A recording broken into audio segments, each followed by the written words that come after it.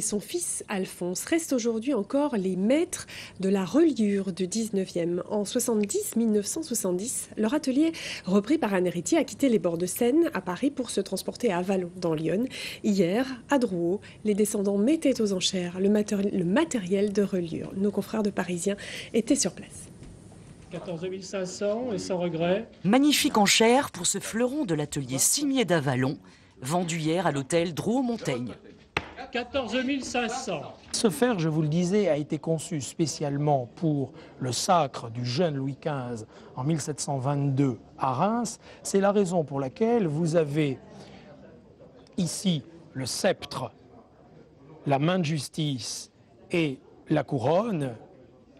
Les branches, vous voyez ici, de laurier, qui racontent ici donc que le monarque n'est pas simplement un chef d'État, mais que c'est aussi un monarque de droit divin.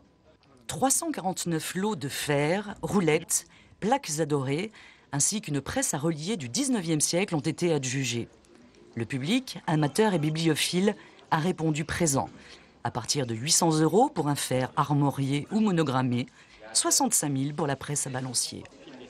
Une vente unique pour l'atelier d'un artiste unique, doreur des rois et roi des doreurs, riche de 2 siècles d'histoire.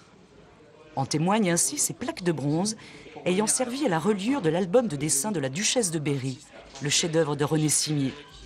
L'un de ces fers a été vendu 12 000 €.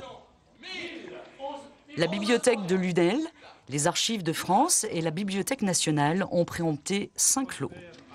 Une vente fort suivie, parfois non sans une certaine nostalgie pour la fin d'une époque. C'est bête de voir disparaître un trésor unique, parce que là, on ne retrouvera jamais ça. C'est une partie de l'histoire de la reliure qui disparaît, de la culture en général, bien sûr. Donc ça fait quand même mal au cœur de voir disparaître tout ça. Un succès pour les amoureux du livre, puisque le montant de la vente a atteint près de 542 000 €.